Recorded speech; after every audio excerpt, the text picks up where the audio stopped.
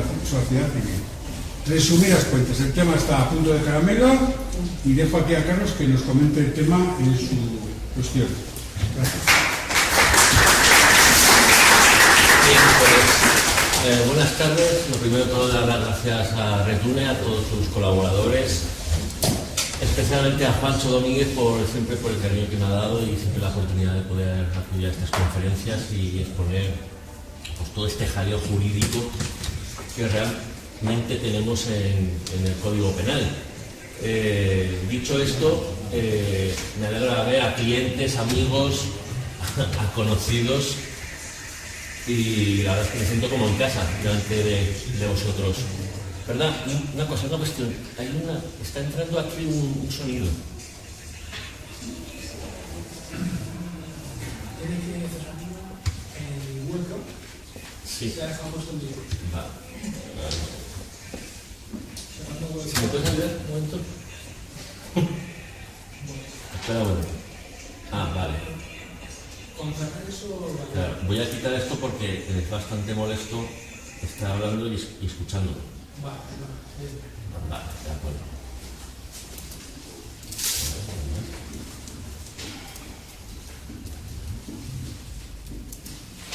No empezamos bien, ¿eh? Ahora sí. Bueno, se titula Propuesta de tipificación de la persecución coercitiva en el Código Penal. Pero en verdad, proponer un delito en el Código Penal siempre pues, es muy sugerente. Hay muchas propuestas de todo tipo de delitos. De hecho, el Código Penal tiene 600 y pico delitos, cada día más. De hecho, casi en el mundo académico hablamos de quién no ha cometido alguna vez algún delito, porque todo está de alguna forma tipificado y cualquier cuestión civil pasa a parte penal, ¿no? Casi todo es ya delito, ¿no? Y de hecho, hay una cuestión que no se conoce mucho, pero realmente la persuasión coercitiva está tipificada en el Código Penal. El 515.2 habla de la asociación ilícita y dice el punto 2, ¿no? Las que, aun teniendo por objeto un fin ilícito, empleen medios violentos o de alteración o control de la personalidad para su consecución. Y este artículo está vigente desde 1995, en verdad 1996. Pero nunca, que yo sepa, se ha aplicado al contexto que estamos tratando de grupos coercitivos. Claro, la pregunta es ¿por qué no se aplica este artículo? No se aplica, primero porque los términos que emplean medios violentos. La palabra violencia no es muy clara, pero a lo que los psicólogos y las personas que han hecho hoy una ponencia se están refiriendo más bien a cuestiones de persuasión, sutileza, formas indirectas, pero también este artículo dice o alteración o control de la personalidad. Y todo el mundo más o menos entendemos qué es la alteración o control de la personalidad. Más o menos podemos entender esa expresión. ¿Qué sucede? Que en el Código Penal no hay ningún otro artículo que diga que es la alteración o control de la personalidad. Los psicólogos sí, pero el problema es que el Código Penal no lo dice. O no lo dice de forma muy clara. No lo dice de forma muy clara. De hecho, si vamos a otro artículo, por ejemplo, al 147 del Código Penal, que es el delito básico de lesiones, dice: el que por cualquier medio o procedimiento causare a otro una lesión que menoscabe su integridad corporal o su salud física o mental, para compatarse, será castigado con esa pena siempre que la lesión requiera objetivamente para su sanidad, además de una primera asistencia facultativa, tratamiento médico o quirúrgico. Y este artículo, que muchas víctimas refieren padecer un trastorno, se hacen periciales y se puede objetivar como una lesión psicológica, en otros casos no. Es decir, la primera ponente ha referido este delito o esta dinámica o esta fenomenología es progresiva. Empieza por una persuasión coercitiva que más o menos ya ha sido aclarada esta tarde y en algunas ocasiones, o en muchas ocasiones, pero no en todas, acaba con una lesión psicológica o con un trastorno psicológico no objetivable, con un trastorno no objetivable como lesión psicológica, porque el Código Penal dice que hace falta un tratamiento médico o quirúrgico. O sea, tiene que estar dispensado por un psiquiatra, diagnosticado por un psiquiatra que es el médico. El psicólogo puede hacer tratamiento, pero no puede diagnosticar como delito de lesiones psicológicas el postulado de este artículo, un tratamiento médico. Tenemos ese problema, que muchas de las veces en la progresividad delictiva no se llega a tener una lesión psicológica porque no hay ningún psiquiatra que conozca mucho la problemática y por lo tanto no llega a evaluarlo como una lesión psicológica que precise, además de una primera asistencia facultativa, un tratamiento médico o quirúrgico. Entonces hay la cifra elevada negra antes de padecer una lesión psicológica, que son muchas de las manifestaciones que se vienen refiriendo en el día de hoy o en cualquier libro o en los foros, porque no se llega a objetivar. Luego hay otro delito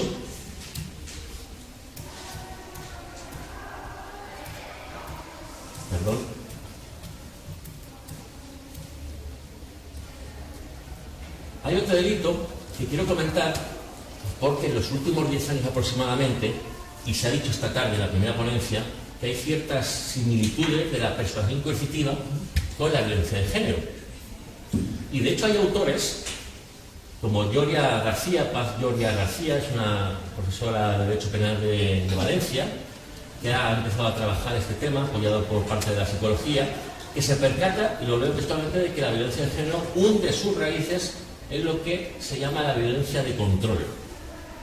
Expresión que recuerda, en mi opinión, y la de otros académicos, como por ejemplo Carmen Almendro, que está aquí presente, Rodríguez Carballeira, y colaboradores, Omar Saldaña, en Mantelo, que han escrito unos magníficos artículos sobre la problemática, inclusive con esa comparación o similitudes en el plano psicológico entre la persuasión coercitiva y la violencia de género, que hunde sus raíces. Quizá podríamos estar de acuerdo en ese término que es el control. Yo en el último año he estado investigando y voy a publicar en breve un artículo en una revista electrónica de ciencia penal y criminología, un artículo que lleva por título Violencia de género psicológica y persuasión coercitiva, dos violencias especiales y una misma raíz de lo injusto penal. ¿Por qué? Porque dice Gloria García, que es penalista y no sabe, que yo sepa, absolutamente nada de la persuasión coercitiva, pero dice: una manifestación más de la desigualdad y como una clase de violencia que puede ser física o psicológica, en sus múltiples manifestaciones, lesiones, malos tratos, amenazas, coacciones, atentados contra la libertad sexual o económica, instrumentalización de la justicia, etc. Se está asumiendo que la violencia de control es solo la referida a situaciones que tienen que ver con la vigilancia, observación y sometimiento, sin violencia física. Esto solo se produce en las primeras fases del control, pues el control y la dominación usarán tanto las agresiones psíquicas como físicas en función de la resistencia al sometimiento y la personalidad y fuerza del agresor. Por su parte, la jurisprudencia alude a la violencia de control continuamente en los actos de habitualidad. Bien, ¿qué quiere decir esta profesora? Que dentro de la violencia de género hay una violencia previa, en las primeras fases, más sutil, más progresiva, a través de ciertos también micromachismos a veces, o leves amenazas, leves coacciones, que todas acumuladas de forma habitual alcanzan el control de la persona, en este caso de la mujer. Bien, pues esto que dice esta profesora, que es muy sensato, que está empezando a estudiar como violencia de control, tiene unas reminiscencias con la persuasión coercitiva muy concretas. Tan concretas que, como decía, profesores de la Universidad aquí de la Facultad de Psicología hicieron un magnífico estudio de comparación poniendo el foco de atención en el control. Como apunta Gloria García, lo que caracteriza la violencia de control, además de dicha finalidad, es la comisión habitual o permanente, pues para controlar parece exigirse un sometimiento prolongado en el tiempo.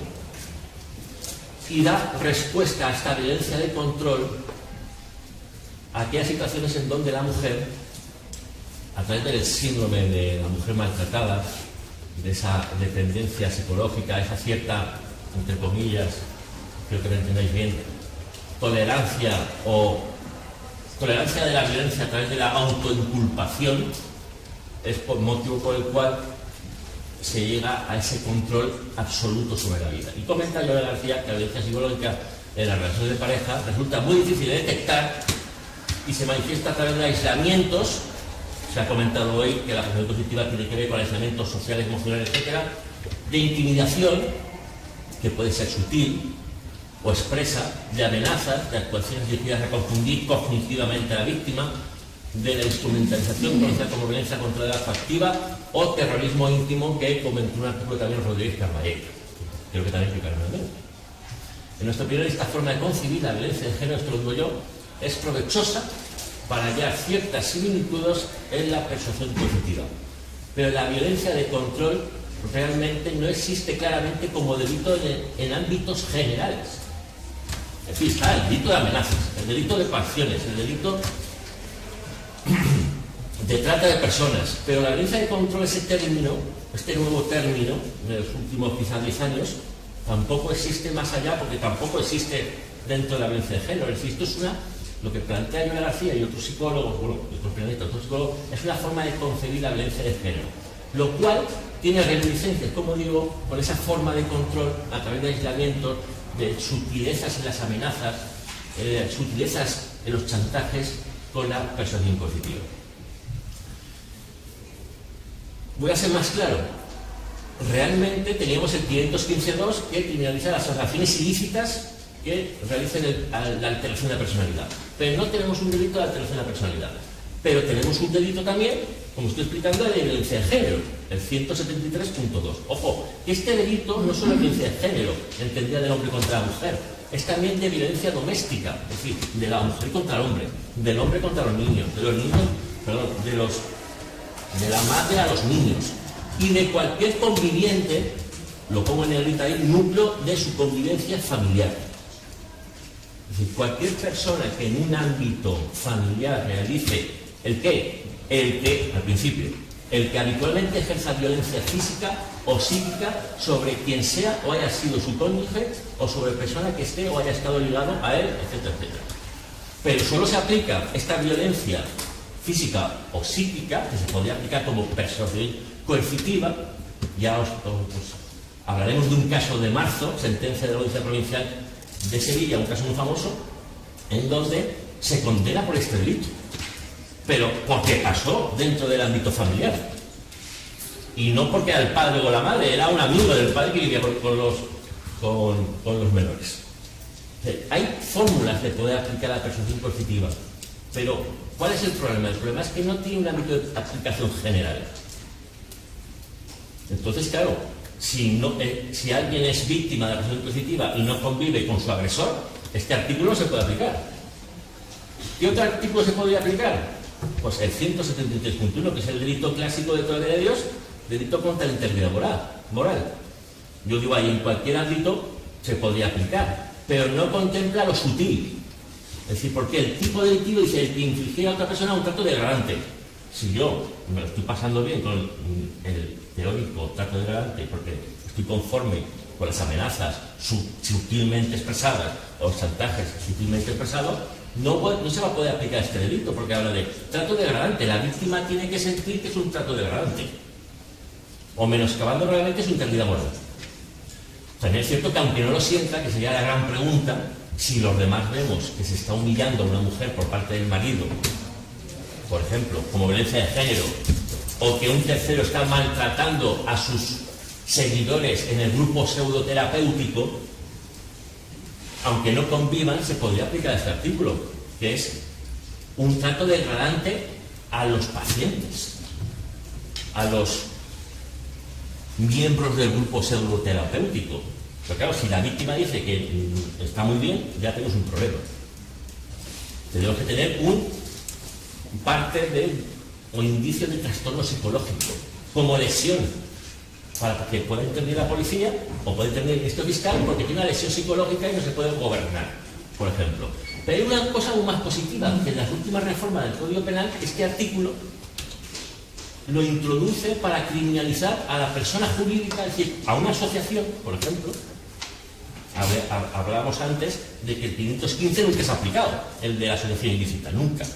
Porque esos términos de alteración de la personalidad no se entienden. Pero este es un artículo de toda la vida, para que me entendáis, de toda la vida de Dios, porque es muy claro, trato de degradante, se puede aplicar contra personas jurídicas. Dice el párrafo cuarto, cuando de acuerdo con la establección del artículo 39 bis, que es de la persona jurídica, la persona jurídica sea responsable de los delitos comprendidos en la parte anterior, es decir, el punto número 1. Y ahí también se podría atacar cuando una asociación hacer responsable no solo al líder, sino también a la entidad jurídica. Es algo súper novedoso. Acaba de entrar prácticamente en vigor desde hace poco. Yo lo que planteo es que hay tal problemática de términos en el mundo jurídico, porque claro, lo que decía anteriormente, todo el mundo podemos entender lo que es la alteración de la personalidad, pero un juez no sabe lo que es la alteración de la personalidad o el control de la personalidad si un psicólogo no se lo dice. Y un juez no entiende que hay una lesión psicológica como delito si un psicólogo que hace un tratamiento ordenado por un psiquiatra, que es el médico. O sea, sin eso, es decir, en todos los demás casos, que en mi opinión son la mayoría, no se puede aplicar. O la violencia de género o doméstica, si no convive. O el delito anterior contra la integridad moral, si no denuncia en principio la víctima porque se siente bien en el grupo. Pero hay un delito también de toda la vida de Dios, que es el delito básico del Código Penal, que es el que yo plantearía más veces, o que nos podríamos agarrar tanto en este como en el anterior, el delito contra la integridad moral. Si la víctima denuncia o existen indicios de que realmente, como por ejemplo si vamos por la calle y el marido insulta constantemente a su mujer por la calle, pues es un delito de violencia de género, es un delito de injurias leves o graves según los casos, pero además podemos denunciar, porque la mujer no denuncia, pero somos testigos. El Ministerio Fiscal interviene, queda condenado, por mucho que digamos a que no. ¿Me explico? Es decir, los demás somos testigos del delito que pueda producir contra nuestros familiares o amigos. Si hay un trato degradante. ¿Qué pasa? Que la persona colectiva es una dinámica sutil, como han descrito aquí. Por lo tanto, el delito que yo creo que más se puede utilizar, más teóricamente, pero es el delito de coacción de toda la vida, porque habla de el que sin estar legítimamente autorizado impidiera a otro con violencia hacer lo que la ley no prohíbe o le compele a efectuar lo que no quiere. Que es un poco lo que vienen a denunciar muchas víctimas. Yo no quería hacer esto, yo no sabía que esto iba a ser negativo para mí, no estaba de acuerdo con esto, pero lo hice porque no me quedaba otra opción. Y además el segundo párrafo habla de que se eleva la pena cuando afecta a derechos fundamentales. Mayor derecho fundamental que la libertad y la dignidad de la persona no hay otro. ¿Qué puede ser el problema de este artículo? Nuevamente, al igual que los demás, pues que los jueces entienden el concepto de violencia como un concepto de violencia física. En Alemania no. En Alemania hablan de que el suministro de narcóticos es algo medio físico, pero que puede provocar la somnolencia, es un delito de coacciones. Aquí en España la doctrina no está tan de acuerdo ni la jurisprudencia. Pero el concepto de violencia es un concepto que habla del Código Penal en muchos delitos. En el delito de coacciones se refiere más a algo físico, también se refiere a la violencia psicológica, pero el Código Penal y la dogmática y la jurisprudencia entienden la violencia psicológica como una forma de intimidación. Y si la persona no está intimidada, no hay violencia psicológica. Si está de acuerdo con lo que se le está haciendo, ojo, si está de acuerdo, pero si los demás lo vemos y la están maltratando, hay que denunciar. El problema siempre es esa sutileza, la prueba. Por eso muchas veces a mis clientes les digo, vamos a esperar, vamos a coger pruebas, vamos a darnos un año o 6 meses, el tiempo que sea necesario, para conseguir pruebas. Eso es realmente difícil. Voy a hablar de un caso muy interesante que poca gente conoce, creo que Luis Santamaría. No lo conozco. Sí lo conoce porque lo estuvimos hablando. Y es el caso de, muy parecido al de los miguelianos, que algunos de ustedes conocerán, que es el caso de San Francisco Javier. un señor parecido al de los miguelianos, que en 2021, este señor, el tal Miguel, fue condenado por abusos sexuales continuados a una de sus adeptas dentro de un grupo religioso en Galicia. Y fue condenado a pesar de que las propias víctimas al principio decían que no, que este era el mejor señor del mundo. Después de 2 años de prisión preventiva, en el caso de los miguelianos, no en este que estoy enseñando ahora mismo, las chicas, las menores, en aquel momento menores y abusadas durante la minoría de edad y la mayoría de edad, 2 años después de estar ya liberadas de esa presión psicológica, denunciaron. ¡Qué casualidad! 2 años después. Mayor muestra de personalidad coercitiva, como continuó, inclusive sin contacto con el agresor. Y quedó condenado finalmente, al menos por una de las chicas, porque al final la sentencia no creyó las demás. Cosa con la que no estuve de acuerdo y publiqué un artículo diciendo que no me parece justo. Pero esa sentencia, vuelvo atrás, esa sentencia es muy importante porque es la primera vez que el Tribunal Supremo, y tuve la gran suerte de que cogió mi tesis doctoral, cogió mis palabras y de un artículo que luego publiqué en la Ley Penal, y definió por primera vez en la historia de España lo que es la persuasión coercitiva. Aquí os lo dejo, pero realmente leerlo es dificultoso y no os quiero aburrir. Pero dice, al principio dice, en negrita, restringe, elimina o anula la capacidad de formar libremente la voluntad de actuar en general mediante técnicas que, aunque individualmente consideradas puedan ser cotidianas o neutras, administradas con cierta frecuencia, intensidad alternativa o acumulativamente, pueden crear en la víctima un grado tal de sometimiento, si bien imperceptible, sutil, progresivo e indirecto, que se asimila al concepto normativo de violencia. Y esto, cogiendo las palabras del Tribunal Supremo de mi tesis doctoral y del otro artículo, define la persuasión coercitiva. O sea, ya tenemos una definición que sirve a los jueces y tribunales, porque es el Tribunal Supremo, y lo que dice el Tribunal Supremo es vinculante para todos los demás tribunales. Hombre, cada juez es independiente y puede hacer lo que quiera, porque tiene la imparcialidad. Pero la doctrina jurisprudencial del Tribunal Supremo, en caso de que un juez se salga, acaba revocándose a favor de lo que dice el Tribunal Supremo. Por lo tanto, aquí ya tenemos qué es la persuasión coercitiva. Esto fue la sentencia en 2021, pero 2 años después, en el caso San Francisco Javier, se condena al líder por abusos sexuales continuados a una menor con la que convivía, porque los padres lo habían permitido, por malos tratos de violencia doméstica. El artículo que antes os hablaba de violencia de género, pues lo mismo, de un señor que convive con un menor en el domicilio. Condenar a los 2 menores por malos tratos de violencia doméstica, por violencia psicológica, se decía antes. Ella, por ejemplo, la menor, ella reconoce el maltrato y la presión, pero su hermano nunca lo reconocieron. Pero igualmente quedó condenado, por los dos menores. Es que además condena a este tío, perdón por la expresión, que no es poco, delito contra la integridad moral de la menor, es decir, por el 173, que es el que antes hablamos de trato degradante, es decir, que en una misma dinámica incluye una violencia psicológica, que era una presión constante a los menores, y también un trato degradante. Pues, bueno, había expresiones pues, del tipo obligar a comer algo excesivamente hasta vomitar, es decir, cosas que a los ojos de cualquiera es un trato degradante, ¿no? Y condena por los 2 delitos, además de por abuso sexual continuado. Lo llamativo es que no condena por delito de lesiones psicológicas a la menor. Es decir, no condena a la menor, evidentemente, sino al líder que se hacía pasar por San Francisco Javier.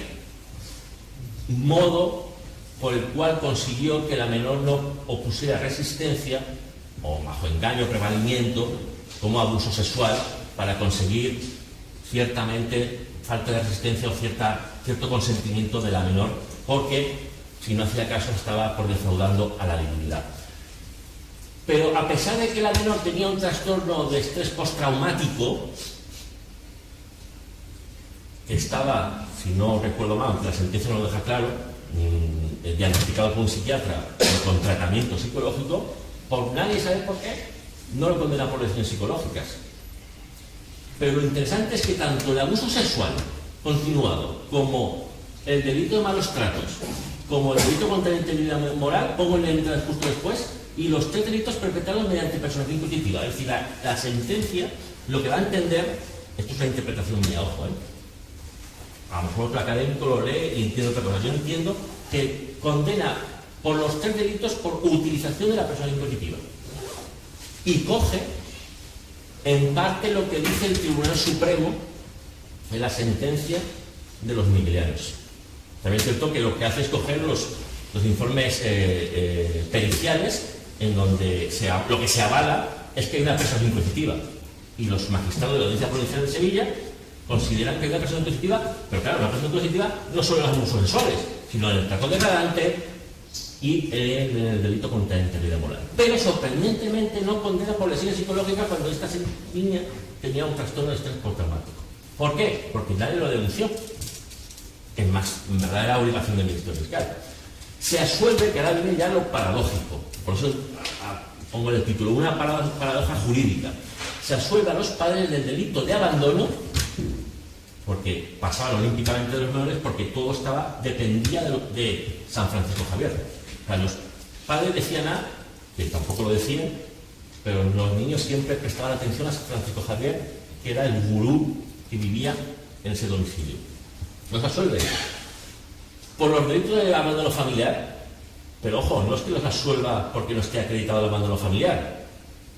Los absuelve del delito de malos tratos y contra la integridad moral, pero no porque no esté acreditado, sino porque concurre en ellos un trastorno mental provocado por la persuasión coercitiva.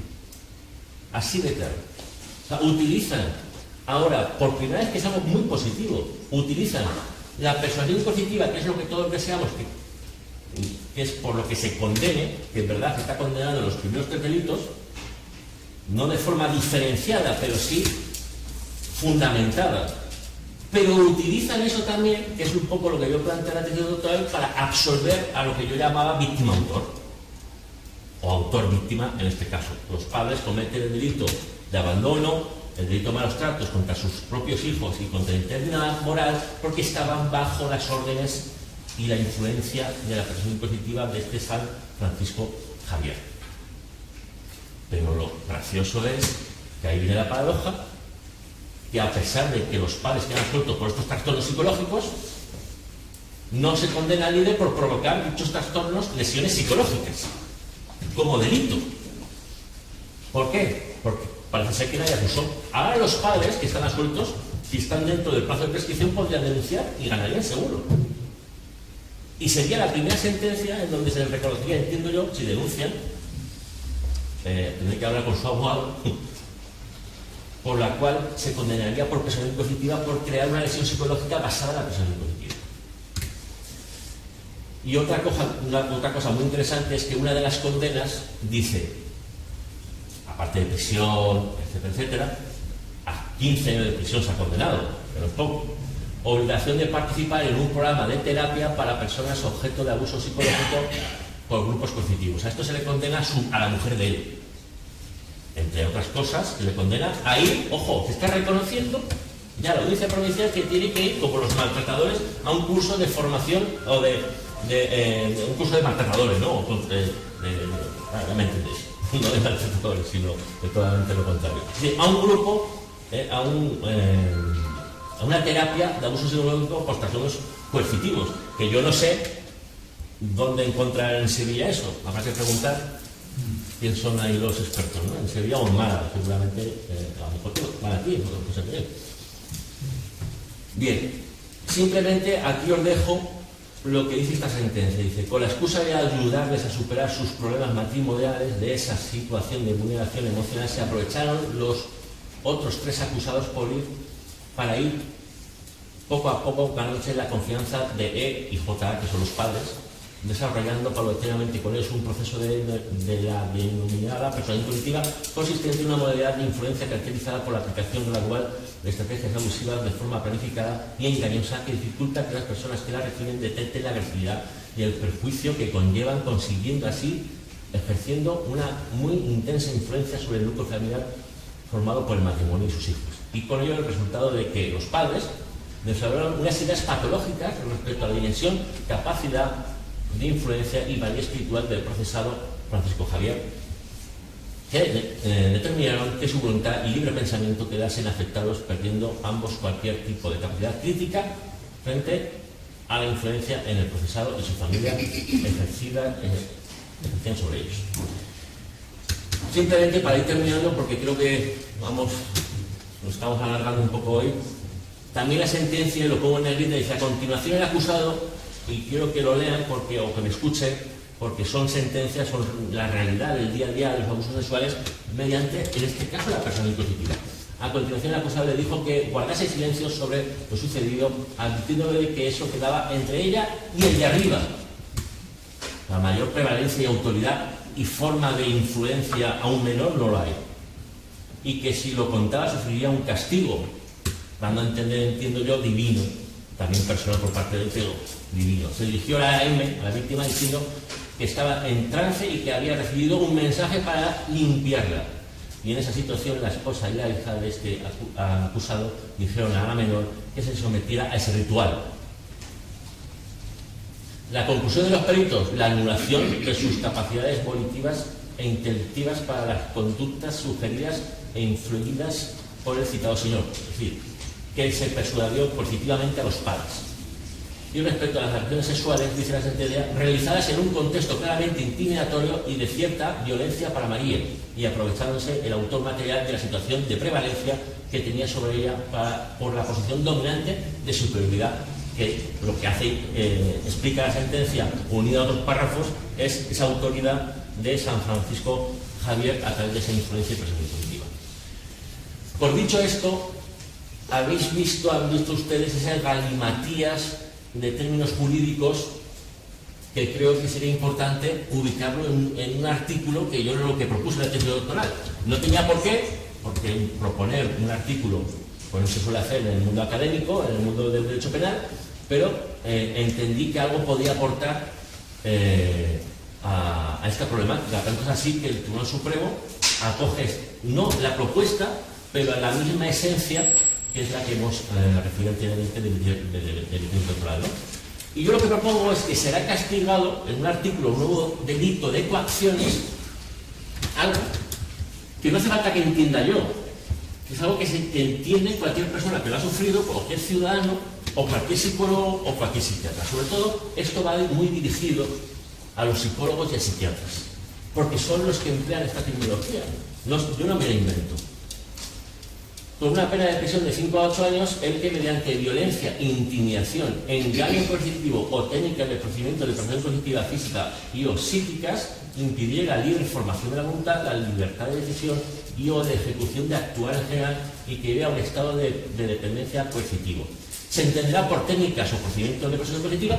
¿Por qué? Porque intento definir qué es la presión coercitiva, porque como teníamos problemas con el 515, con otros artículos, que es la violencia, que es la integridad moral, que es no sé qué, no sé cuántas, pues hay que decirlo, porque el Código Penal es una Biblia. El Código Penal es taxativo, entonces tiene que cumplir el principio de legalidad. Todo aquello que no quepa en el Código Penal no es delito, tiene que estar claramente entendido, ¿no? Se entenderá por técnicas o procedimientos de presión colectiva, al objeto de este código, las conductas que produzcan control social, emocional, ambiental, cognitivo y volitivo e inducción de estados disociativos de la realidad. Y se entenderá por engaño coercitivo. ¿Por qué pongo engaño coercitivo? Porque muchas veces el procedimiento tiene que ver con un concepto clásico del engaño, es decir, ocultar una realidad. Otras veces es un dominio, un control. Otras veces es un ocultamiento de la realidad terapéutica o médica o de lo que sea. Se entenderá por engaño coercitivo al objeto del código las conductas que, sin comprenderse en la presión coercitiva anterior, consiste en la creación de una realidad deficitaria que produzca el control, es decir, produzca algo que no es real y a través de lo no real se produzca un control emocional, ambiental, cognitivo, volitivo y estado disociativo de la realidad, que es lo que entienden los psicólogos, cualquier psicólogo y psiquiatra que entienda sobre esta temática. Y ya para finalizar, aquí hoy alguien, alguno de los ponentes, ha dicho algo muy interesante, que habrá que trabajar en el mundo de la normática penal y también de la psicología y de la psiquiatría, y es que no estoy tan de acuerdo en que los autores de este tipo de delitos muchas veces sean conscientes plenamente de su dolo, que es la conciencia y voluntad de cometer el delito, por decirlo de alguna manera. En la problemática de la violencia de género, primero, la violencia de género no hace falta demostrar en un juicio que tenía dolo de maltratar, se da por sí, porque quien golpea o quien insulta es evidente que sabe que se está cometiendo el delito. Pero también es cierto que los estudios, al menos los que yo he podido observar, y también eso se ve luego en los procesos de resocialización en las prisiones, en los tratamientos, no reconocen muchas de las veces, o la inmensa mayoría de las veces, que estuvieron realizando un maltrato. Por ejemplo, hablo de una amenaza leve o una injuria leve, porque lo pueden justificar, o era necesario, o me había hecho algo ya previamente, etcétera, etcétera. Es decir, no estoy tan convencido de que el 100% de los casos sean de autores dolosos, con conciencia y voluntad de persuadir coercitivamente. O lo voy a decir de otra manera, para terminar. Hay un artículo, una ley en Reino Unido que define la violencia doméstica como coercive control y que incluye también la modalidad imprudente. Hubiera debido de conocer que con su comportamiento se estaba ejercitando, estoy hablando más o menos de memoria, hubiera debido saber que con su comportamiento se controla. Porque en una situación de autoridad, adepto, de familia, padre-hijo, de hombre y mujer, matrimonio heterosexual o homosexual o lo que sea, hay una especial confianza entre las partes. Si yo, es decir, hay una especial garantía que tenemos que proteger a los nuestros. Y por eso en el Reino Unido se criminaliza la violencia doméstica, como ellos llaman, no utilizan la violencia de género, como una fórmula a caballo entre el dolo y la imprudencia, que es condenar cuando el autor, tanto mujer o hombre en el Reino Unido, hubiera debido saber que con su comportamiento estaba ejerciendo el control. Y por lo tanto, entiendo que lo mismo con las similitudes que he hablado anteriormente de la violencia de género doméstica con la persecución positiva, es por lo que también propongo que se pueda castigar, porque si no va a ser casi imposible comprobar el dolo, porque la violencia de género el Tribunal Supremo lo ha dicho muy claramente, como son actos tan graves, tan explícitos, insultar a la mujer, golpearla, será de hecho será de por sí que sabe que la está humillando, que sabe que la está controlando, pero en actos más sutiles que generan un control no es tan fácilmente comprobable. Pero lo que sí que es comprobable es que toda esa dinámica unida de estos gurús que han detallado los anteriores compañeros lleva muchas de las veces a un control o al resultado del control. Es decir, la ley tiene que también preocuparse por no tener, por decirlo de alguna manera, como decía Juancho, en el mundo consciente o en donde sea, a 100 personas que no tienen capacidad de criticar, no pueden autogobernarse y que dependen de la voluntad de un solo sujeto. Y con esto pues doy por finalizada, creo que en un tiempo más o menos respetable, algo muy complicado que espero haberlo explicado lo mejor posible.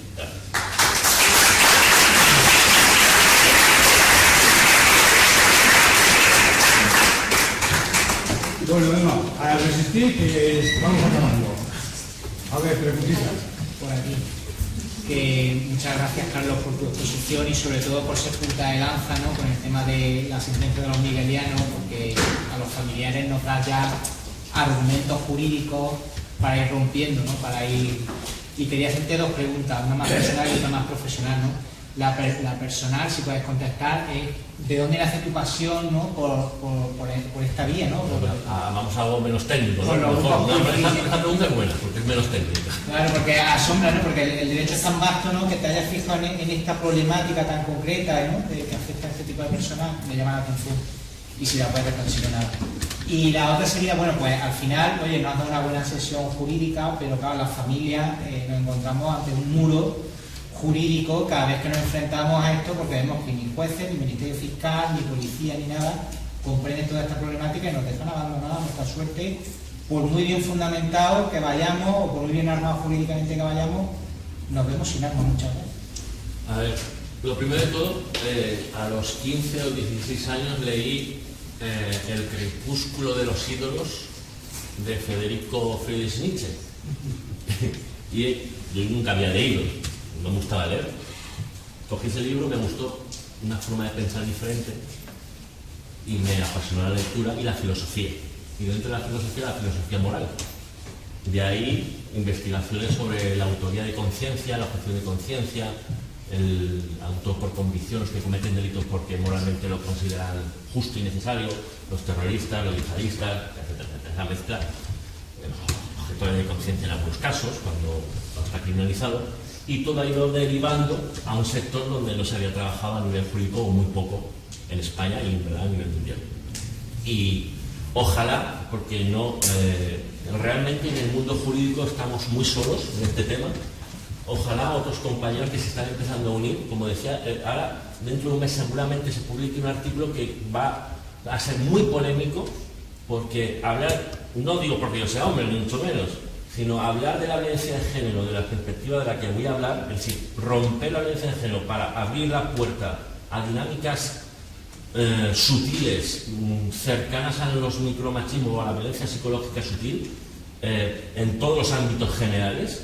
Es decir, los grupos, yo creo que va a causar cierta sensación en el mundo académico del derecho penal. Pero para eso estamos, para aportar, ya que me critican, pues bueno, pues lo que hay, ¿no? Y respecto a lo que preguntabas, que os sentís desamparados, pues efectivamente la ley no es clara, hay muy pocos profesionales, y te digo lo mismo, la verdad es que a veces me sabe hasta mal decirlo, muy pocos profesionales, cada día más, porque he notado en los últimos 2 o 3 años que realmente hay mayor preocupación. Creo que las redes sociales, se están empezando a escapar muchos más casos, hay más condena del Tribunal Supremo, es muy llamativa, la de San Francisco Javier es muy llamativa, hay otras, y ya se está empezando a hacer algo muy positivo. Luego también hay que topar con 2 cosas, la prueba, hay que tener cierta paciencia, con la policía especializada, hay que tocar la tecla de una policía que esté especializada y que te escuche y que quiera escuchar, y para eso hay que llevarle cierta sustancia. Y luego lo que necesitamos son denunciantes, porque haciendo la analogía, como decía Pancho, la violencia de género hace 40 años, pues la mujer no denunciaba, o actualmente, vamos a decir así, actualmente muchos hombres quizás lo denuncian por cierta vergüenza. Actualmente. Hace 40 años no denunciaban por cierta vergüenza a las mujeres porque el marido era la cabeza de familia, no podían comprar una lavadora, y también porque a lo mejor no se les hacía caso en las dependencias policiales. Esa sensibilización creo que la estamos consiguiendo con esas 300 y pico mil firmas gracias al padre Patricia Aguilar, al tema IM Master Academy, que es un tema de criptomoneda o criptosectas. Es decir, a mayor preocupación, mayor sensibilización, y al final más personas, más especialistas, más juristas, más psicólogos, más policía, y al final, tarde o temprano, ya sea con este artículo que yo propongo o con los clásicos de toda la vida, se están consiguiendo condenas. Otra cosa es que en la mayoría de condenas no se les llama por persuasión coercitiva, porque la sentencia de los vigilianos no condena por persuasión coercitiva, dice que no condena por persuasión coercitiva, pero condena al líder de los miguelianos por prevalecerse de su autoridad religiosa. Pues vaya, pues con eso ya estoy contento. ¿Me explico? Pero condenas a él. Pero son pocas y hay muchos más casos. Y al final también las cosas como son. Estos son procedimientos muy, muy trabajosos, de infinitas horas. Son procedimientos que exigen mucho trabajo a los profesionales. Y eso depende pues también de la capacidad, hay que decirlo así, también de la capacidad económica del cliente. Yo, por ejemplo, hago ciertas excepciones, pero tampoco puedo hacerlo todos los días. Bueno, muchas gracias.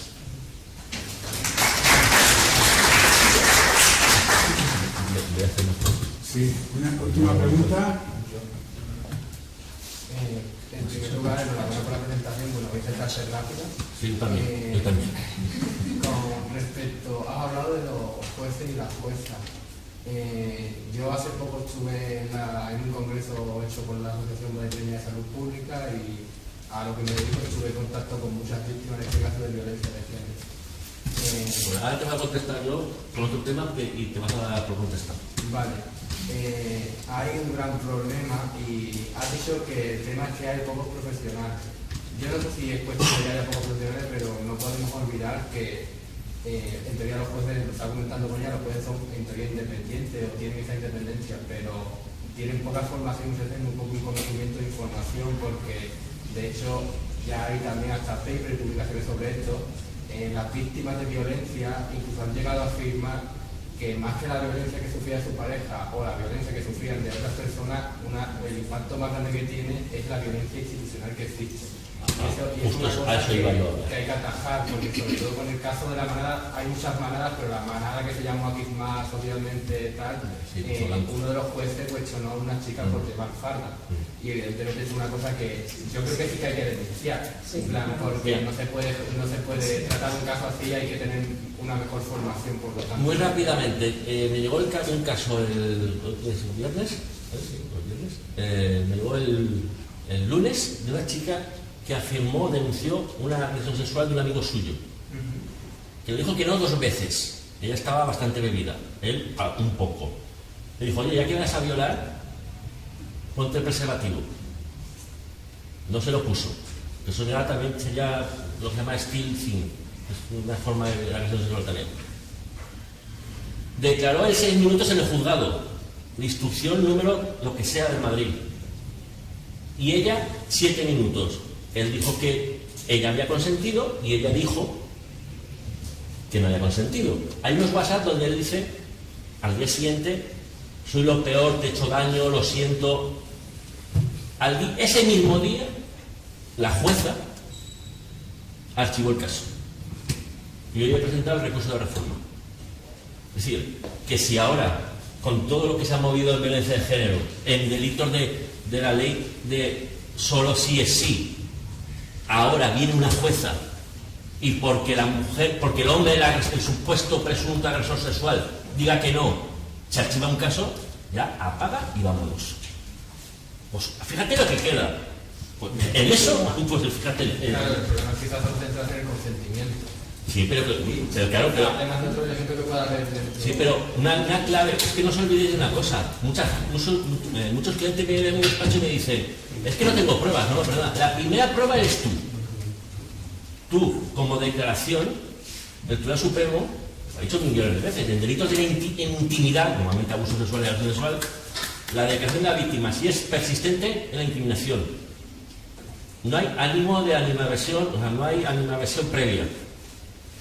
Hay coherencia en el testimonio y verosimilitud, y no hay contradicciones, es suficiente sumándose el contexto para condenar. Y de hecho, el caso que acabo de explicar, la única prueba que había, digamos, fuerte, era la declaración de la menor.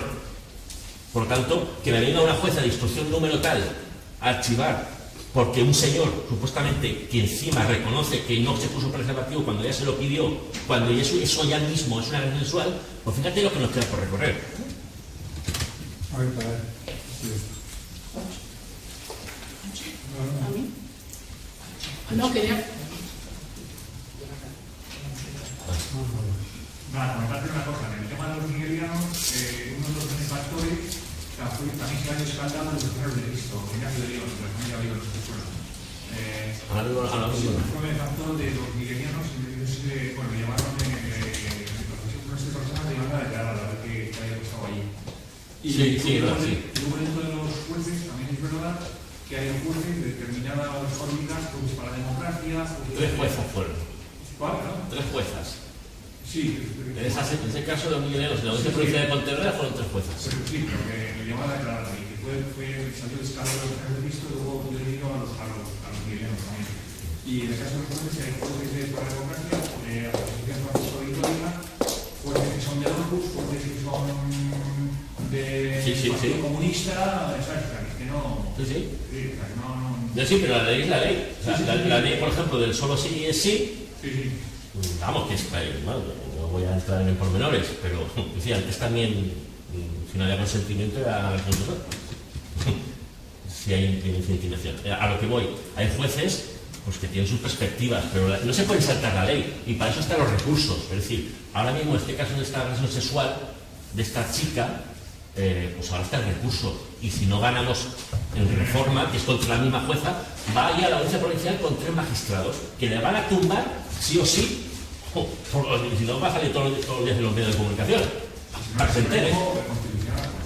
Hombre, cuando él reconoce unos WhatsApps que te echó daño, perdona, no sé lo que hacía. Ya, ¿usted no se ha leído los WhatsApps? Pues si eso pasa en delitos sexuales, con tanta ley solo sí, pues es que ya en esto pues, vamos poco a poco, que bastante vamos bien. A ver, la última pregunta. Yo creo que es que nos venden que la ley, que la violencia de género es un delito público, pero en realidad vuelve al ámbito privado. Es un delito de ámbito público. Yo puedo denunciar una agresión que si la víctima no ratifica, se vuelve a quedar en el ámbito privado. Excepto si hay testigos, por ejemplo, Pero, que han escuchado la agresión. Yo tengo una hija ¿No la han visto? que la sospecho bajo doble violencia de género, pareja y expareja. Entonces yo me he ido a distintos estamentos esgrimiendo la opción de que como y por la ley de violencia de género no tengo salida, porque ella es de los casos resistentes que contempla el Ministerio del Interior, que ni quiere ni puede denunciar. Pues esgrimo la opción de que mi hija es ciudadana española y el artículo 15 de la Constitución nos dice que el Estado nos tiene que dar las herramientas para sentirnos libres y seguras. Una persona bajo persuasión coercitiva, sea por una secta, sea por una persona narcisista psicópata, sea por una violencia de género de otro tipo de abusador, ni es libre ni está segura. Claro, cada caso hay que verlo, las pruebas, pero vuelvo a decirlo, es decir, la declaración de la víctima es muy importante. Pero en este caso no la hay ni la va a haber. ¿De acuerdo? Y si no la hay, los testigos, lo que pasa es que claro, esto da trabajo, oye, hay que coger el testigo, oye, cuéntamelo.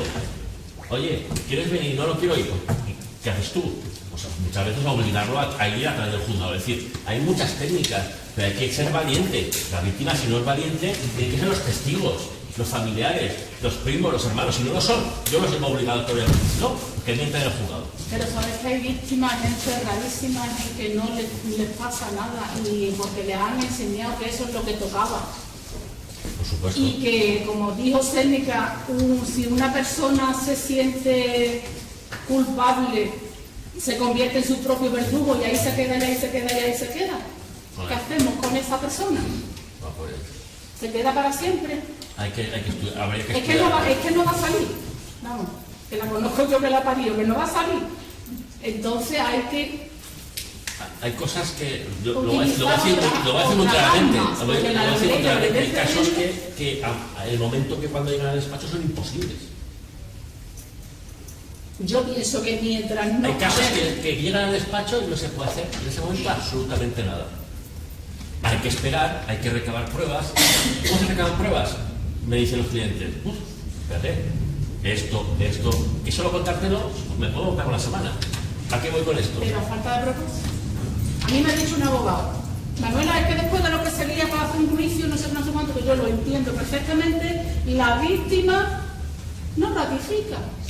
Le retrata. Es que tiene a su agresor enfrente.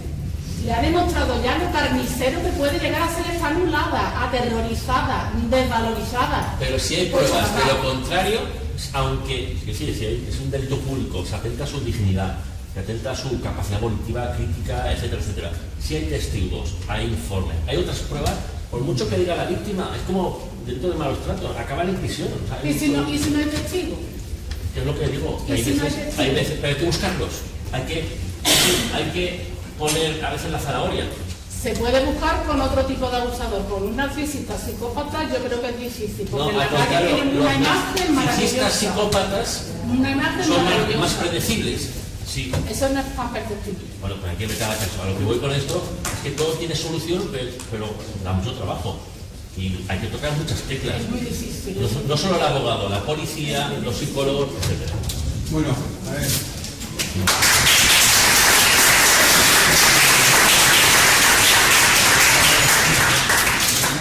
Bueno, muchas gracias. Bueno, ya nos queda poco para acabar. Entonces, ahora va a hablar Salvador Arcas, que también es un amigo desde hace tiempo,